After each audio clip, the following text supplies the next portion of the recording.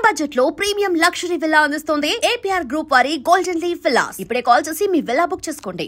Affordability is a question. ఇప్పుడు US లో మన ఫార్మా ప్రొడక్ట్స్ మీద ట్రంప్ ఎందుకు ఈ 100% టారిఫ్లు పెట్టలేదు? బికాస్ బయట నుంచి యూరోప్ నుంచి వచ్చే even American pharma company supply చేసిన ప్రోడక్ట్ దానికన్నా 4 or 5 times ఎక్స్పెన్సివ్ ఉంటుంది. సో మన ఫార్మా ప్రోడక్ట్ జనరిక్గా వెళ్ళి జనరిక్ రేట్లో అమ్ముతున్నారు, తక్కువ రేట్లో అక్కడ వాళ్ళు కొనుక్కుంటున్నారు.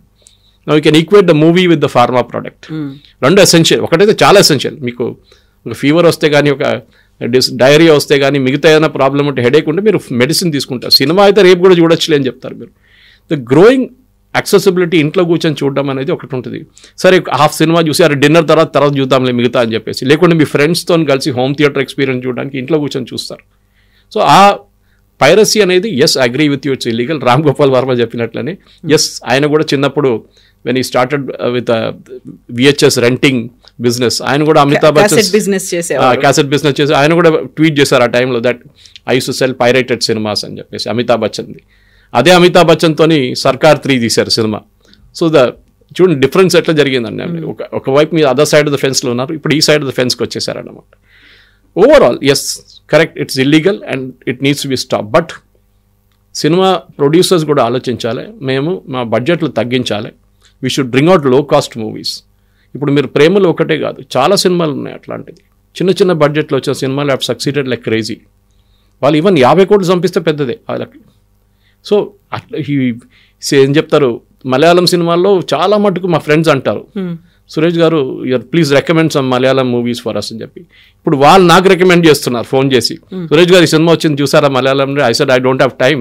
నేను పొద్దున 9:30 ఇంటి నుంచి బయలుదేరుతాను, సో ఇంటికి వెళ్ళేదాకా రాత్రి 8 అవుతుంది, నాకు టైమే లేదు చూడడానికి. వీకెండ్ పాసిబ్లీ అది కూడా ఏదో ఉంటుంది, నాకు ఫిట్టింగ్ ఉంటుంది, దాంట్లో వెళ్ళిపోవాల్సి వస్తుంది, ఎక్కడో ఒక మీటింగో లేకుంటే ఏదైనా ఫంక్షన్ ఉంటుంది. ఈ ప్రాబ్లం ఇది దట్ టుడే ఇప్పుడు మన ఫాస్ట్ పేస్ లైఫ్ స్టైల్లో మన దగ్గర టైం లేదు, ఉన్న టైంకి ప్రయారిటీ అయిపోతుంది. సో సినిమా చూడడం అనేది has also gone out of the window. ఎప్పుడైనా చూసుకోవచ్చులే, ప్రాబ్లం ఏంటి, ఓటీటీలో ఉంది కదా, అప్పుడు చాలా హ్యాండీగా ఉంది కదా, మనం కూర్చొని చూసుకోవచ్చు. మన ఓన్ టైంలో, మన ఓన్ లైకింగ్లో, మన ఓన్ పేస్లో ఎప్పుడు కావాలంటే అక్కడ కూర్చొని చూసుకోవచ్చు ఇంట్లో. ఎందుకు ఇప్పుడు చూడాలి, ఇప్పుడే వెళ్ళాలా థియేటర్కి ఎందుకు? సరే book my show and all these people made your life easy చాలా మటుకు. ఇప్పుడు సినిమా థియేటర్ల ముందు మనం వెళ్ళి అడ్వాన్స్ బుకింగ్ చేస్తుండే, ఇప్పుడు అదన్నీ అక్కర్లేదు. ఇప్పుడు you can book it everything online. కానీ at the same time economics of production చాలా important. We have to bring down the cost. అంటే దానికోసం మేబీ లీడింగ్ స్టార్స్, హీరోస్ కానీ హీరోయిన్స్ కానీ ఎవరైనా కానివ్వండి, డైరెక్టర్స్ కానీ, they have to think. Affordability వచ్చేసింది క్వశ్చన్లో. ఇప్పుడు ముందు మేము ఎప్పుడు కంపేర్ చేస్తుండే చర్మాస్కి లూయి ఫిలిప్కి చిన్నప్పుడు. వై చర్మాస్లో ఇంత రష్ ఎందుకు ఉంటుంది? అప్పుడు ఇప్పుడు ఉందో లేదో తెలియదు, చాలా సంవత్సరాలు అయిన చర్మాస్కి వెళ్ళింది. కానీ చర్మాస్ కూడా కాంపిటీషన్ వచ్చేటువంటి బ్రాండ్స్ బయటకు వచ్చాయి కాబట్టి, కుమార్ షర్ట్స్ వచ్చింది, అట్లాంటి వచ్చింది, వాళ్ళ మార్కెట్ కూడా దెబ్బతినేది అప్పుడు. కానీ వై పీపుల్ గో దేర్ అంటే affordability is a question, quality is not a criteria వాళ్ళకి, అఫోర్డబిలిటీ ఈజ్ అ క్రైటీరియా అన్నమాట. తిరుమలగిరిలో చాలా మటుకు ఫ్యాక్టరీ అవుట్లెట్స్ ఉంటుంది, ఎప్పుడు చూడండి ఫుల్ రష్ ఉంటుంది అక్కడ, బై 2 get 2 free అన్ని ఆఫర్స్ ఉంటుంది. Why again affordability is a question. See మన దేశంలో కవిత గారు BMW నడిపించిన మంచి కూడా డ్రైవర్ ఓనర్ కూడా టమాటాకి వెళ్ళి బార్గెన్ చేస్తాడు వెజిటబుల్ వాళ్ళ దగ్గర. మన బ్లడ్లో ఉంది అది. సో మన ఎక్కడ తక్కువ రేట్లో మనకి ఏం దొరుకుతుందో we will take that, provided ఒక క్వాలిటీ ఈజ్ దేర్ అన్నమాట. సినిమాలు కూడా అంతే అయిపోయింది ఇప్పుడు. So unless Telugu producer specially, ఎందుకంటే దీంట్లో పైరసీ నేను అనుకుంటాను, నా అంచనా ప్రకారం తమిళ్ ఆల్సో పైరసీ ఉంది, కానీ to large extent Telugu movies of వాళ్ళ లాజిక్ ఏంటంటే మాకు మార్కెట్ చాలా పెద్దది. So heroes and heroines they charge more, especially heroes, leading stars and heroes అని చెప్పుకుంటే leading stars charge more.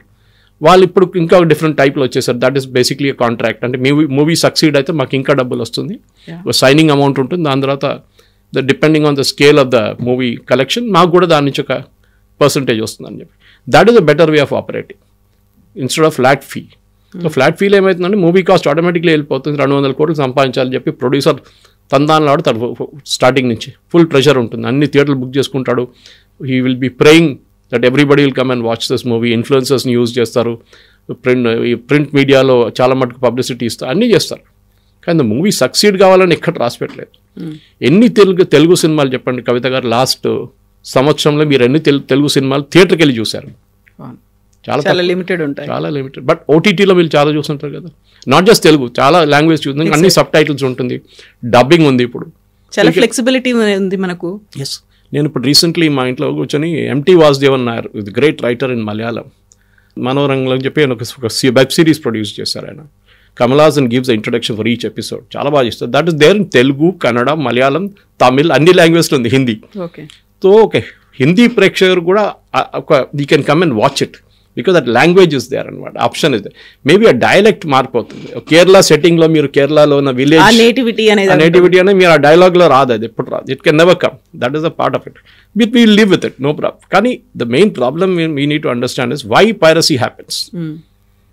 Then we will get an answer for that. Because piracy చేస్తున్నోడికి ఒక logic ఉంది, పైరసీ వాచ్ చేసిన వాళ్ళు కూడా ఒక లాజిక్ ఉంటుంది. బట్ ఇదే లాజిక్ గురించి ఆర్జీవి చాలా సుదీర్ఘమైనటువంటి ట్వీట్ చేశారు. బెంజ్ కావచ్చు, లేకుంటే గోల్డ్ అనేది విపరీతమైన ధర ఉంది, అది మనకు అఫోర్డబుల్గా లేదు కాబట్టి దాన్ని ఎవరో ఒకరు దొంగతనం తీసుకొచ్చి అందరికీ పంచి పెడతామంటే అది కుదరదు కదా. అది ఎలా అయితే క్రైమ్ అయిందో ఇది కూడా క్రైమ్.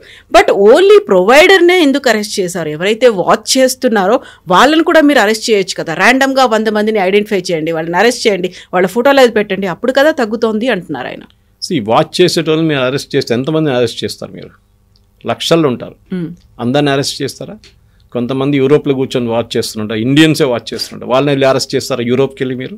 ఎందుకంటే Telugu not beyond Telugu states మీరు మహారాష్ట్రకో కర్ణాటకకో లేకుంటే ఈవెన్ తమిళనాడుకి వెళ్ళి అరెస్ట్ చేస్తారా? కాదు.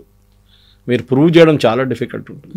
సరే, ఎప్పుడైనా అంటాం మనకు ప్రొసీడ్స్ ఆఫ్ క్రైమ్ అంటాం, అంటే ఎవడన్నా దొంగతనం చేసిన తర్వాత దాన్ని తీసుకెళ్ళి ల్యాప్టాప్ కానీ బంగారం కానీ ఒకటికి అమ్మితే మీరు అది కొనుక్కుంటున్నప్పుడు మీకు తెలియాలి ఎవరు అమ్ముతున్నారు మీకు. Is it a stolen object అంటే ప్రొసీడ్స్ ఆఫ్ క్రైమ్లో మీరు కూడా పార్ట్నర్ అయిపోతారు, విచ్ ఇస్ దానికోసం చాలామంది అట్లా అరెస్ట్ అవుతారు. అది కాకుండా ఇప్పుడు జరుగుతున్న సినిమాల్లో you can't use the same logic. Yes, ఎవడో పైరసీ చేస్తున్నాడు, వాడిని పట్టుకోండి, వాడిని ప్రాసిక్యూట్ చేయండి, it should happen, there is no getting away from that. కానీ చూస్తున్న వాడిని పట్టుకోవాలని చెప్పి ఆర్జీవి గారు చెప్పినట్ల ఆ logic BMW logic. BMW is not an essential product.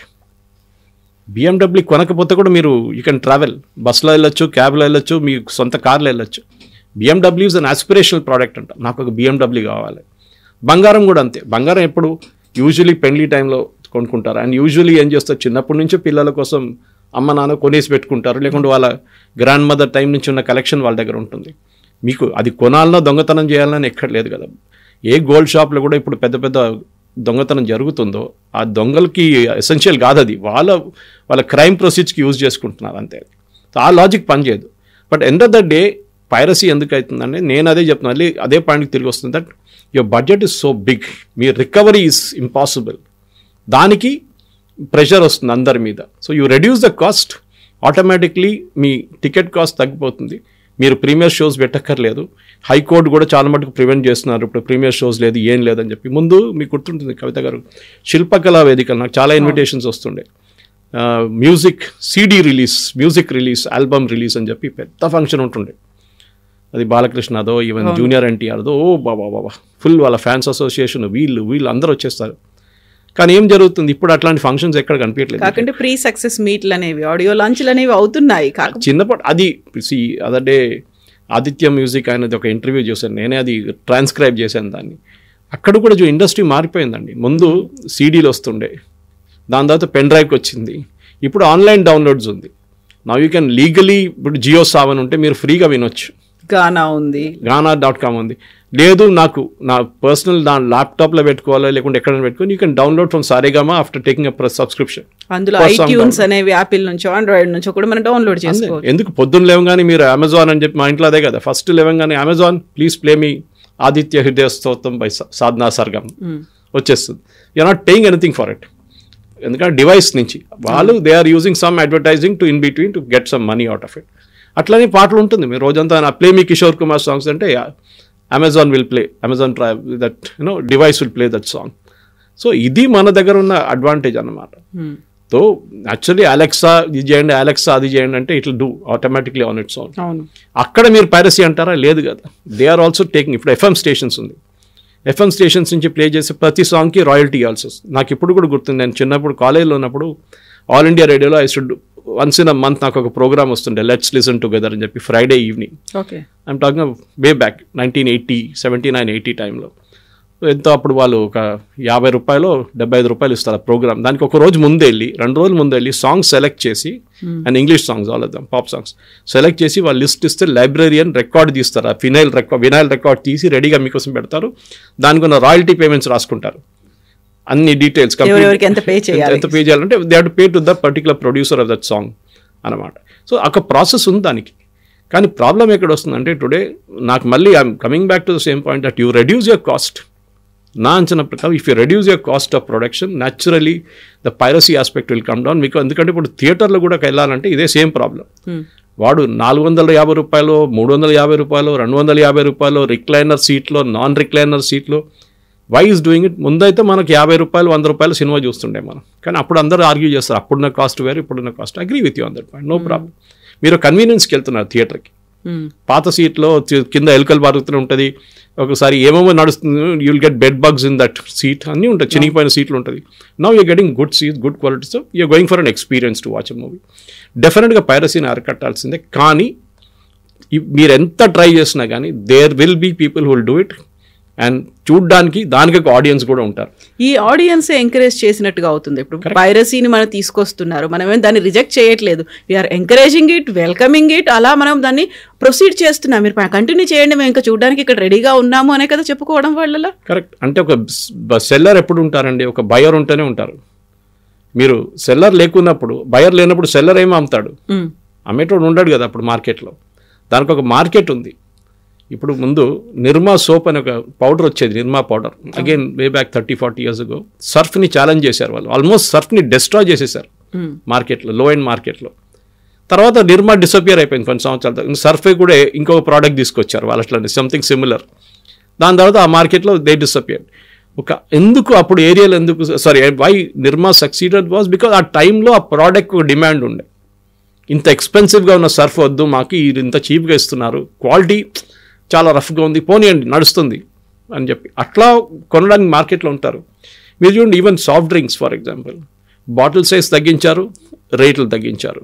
Because they see that అందరూ 150 ml తాగరు, 300 ml తాగరు. So we'll give it to people who drink that size only అన్నిటికీ. So market demand. మీరు ఎక్కడైనా వెళ్ళండి, ఈవెన్ ఫాస్ట్ ఫుడ్కి వెళ్తే కూడా వాళ్ళు వేరియస్ ఆప్షన్స్ ఇస్తారు. ఇంత పెద్ద బర్గర్ వద్దా, చిన్న బర్గర్, మీడియమా, బిగర్.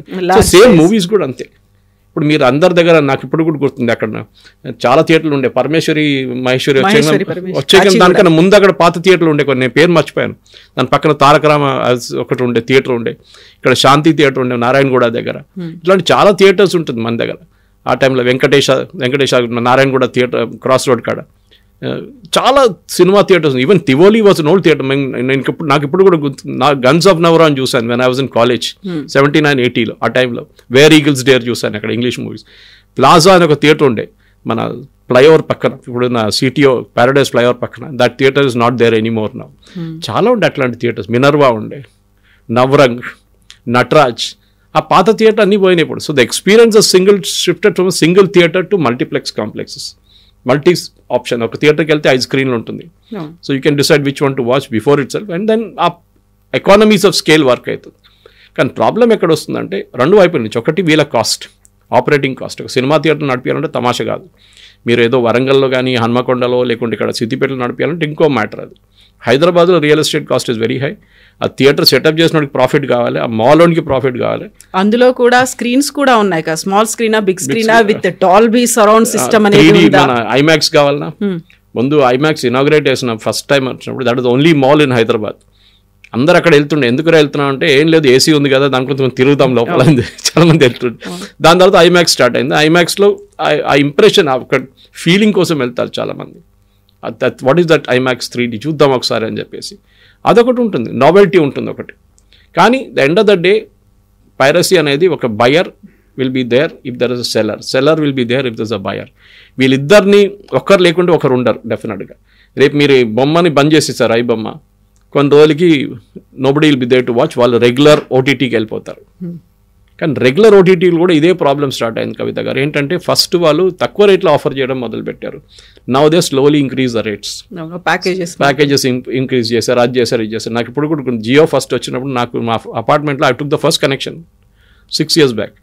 ఫస్ట్ 2 years ఫ్రీగా ఇచ్చారు మొత్తం అన్ని. అప్పుడు ఎక్కువ ఓటీటీలు లేవు, only the internet was there. దాని తర్వాత జియో డివైస్ తీసుకొచ్చారు, జియో ఫస్ట్ ఛానల్స్ అన్నీ ఫ్రీ. ఇప్పుడు నేను ఆల్మోస్ట్ 1800 రూపాయలు నెలకు కడుతున్నాను, 1800 rupees I'm paying per month. Of course for internet and OTT. But మీరు చూస్తే ఒక సినిమాకి వెళ్ళే థియేటర్ కాస్ట్ కన్నా తక్కువ అది, and I can watch numerous N channels, n number of channels on that, n number of digital things on that. చాలా మట్టుకున్నాయి. ఇప్పుడు మీరు అడగొచ్చు నేషనల్ జియోగ్రఫిక్ చూడడానికి థియేటర్కి వెళ్ళాలని అడుగుతారు. దానికి ఉన్న ఒక ఫ్యాన్ ఫాలోయింగ్ ఉంది. టామ్ అండ్ జెర్రీకి ఒక ఫ్యాన్ ఫాలోయింగ్ ఉంది. ట్రూ. ఓకే, సో సినిమా అనేది ఎస్ అది మహేష్ బాబు సినిమానో జూనియర్ ఎన్టీఆర్ సినిమానో పవన్ కళ్యాణ్ సినిమానో అని కాదు. ఆ పాత నాకు ఇప్పుడు కూడా ఉంది ఎన్టీ రామారావు గారి సినిమాలు ఉన్న టైంలో దానవీర సూరకర్ణ కానీ అట్లాంటి క్లాసిక్స్ చూడడానికి పీపుల్ ఈవెన్ నౌ పెడితే కూడా ఇప్పుడు కూడా వెళ్తారు మనుషులు. వెరీ రీసెంట్ గా శివ రిలీజ్ అవుతే కూడా వెళ్ళారు కదా, బాహుబలి 1-2 కలుపుకొని ఏపీకన్ రిలీజ్ చేస్తే వెళ్ళారు. కీసా స్కూల్లో షూట్ చేసినప్పుడు నేను చూసాను రామ్ గోపాల్ వర్మ ఫస్ట్ సినిమా. ఈయన ఎవరా అంటే రామ్ గోపాల్ వర్మ అన్నారు. ఓ రామ్ గోపాల్, అప్పుడు ఖైరతాబాద్ ఫ్లైఓవర్ అప్పుడే కట్టారు ఆ టైంలో. దాని మీద ఒక షూట్ సీన్ ఉంది శివాలో. ఇదంతా చూసిన మనుషులు మేము. కానీ that was the different days all together. ఇప్పుడు మారిపోయింది అంతా. ఇప్పుడంతా ఏంటంటే cost is very very high. అది తగ్గిస్తే ఎండ్ ఆఫ్ ద డే అందరికీ టమాటో 100 రూపాయలు కిలో ఉంటే ఎవరు కొనరు. టమాటో 10 రూపాయలు ఉంటే ఫార్మర్ నష్టపోతారు. టమాటో 25, 30, 50 రూపాయలు పెట్టుకుంటే then everybody benefits. Farmer benefits, buyer also benefits. Problem అది. ఆ ఎకానమీస్ ఆఫ్ స్కేల్ రావాలంటే ప్రొడ్యూసర్స్, యాక్టర్స్ వీళ్ళందరూ కూర్చొని ఈవెన్ ఫిలిం బాడీస్ కూర్చొని మాట్లాడాలి. How do we bring down the average viewing cost of the viewer. Technology మారిపోయింది, పాత లోకం కాదు. ఇప్పుడు అంతా everybody is hooked on to OTT and tomorrow that might also change. చెప్పలేం, రేపు అది కూడా మారొచ్చు. ఇంకా కొత్త ఏదైనా టెక్నాలజీస్ రావచ్చు. ఆన్ ద మూవ్ చూడొచ్చు. మీరు చూడండి కవిత గారు, you get in to metro today. Hyderabad metro ఉంది కదా, మీరు దాంట్లో ఎక్కితే ఆల్మోస్ట్ ఆ కోచ్లో 100 మంది ఉంటే ఒక కోచ్లో 98 మంది ఫోన్ల మీద ఉంటారు. ఇయర్ ఫోన్ పెట్టుకొని ఏదో సినిమా చూస్తున్నారు, ఏదో వీడియో చూస్తున్నారు. దట్ మీన్స్ ఆ ఫార్మాటే మారిపోయింది. దట్ వ్యూయింగ్ దీంట్లో కూర్చొని కాదు. ఇప్పుడు on a phone also you can watch a movie అన్నమాట. సో అది the producers have to think, the film chamber has to think. వీళ్ళందరూ కూర్చొని మాట్లాడుతారు. And of course actors have to think. మీరు మీ 100 కోట్లు మార్కెట్ ఉందా లేదా అని ఆలోచించాలి. అట్లా 100 కోట్లు మార్కెట్ లేకుంటే రవి బొమ్మ లాంటి వాళ్ళు మా బిజినెస్లో ఉండరు. Yes sir, thank you so much. Thank you.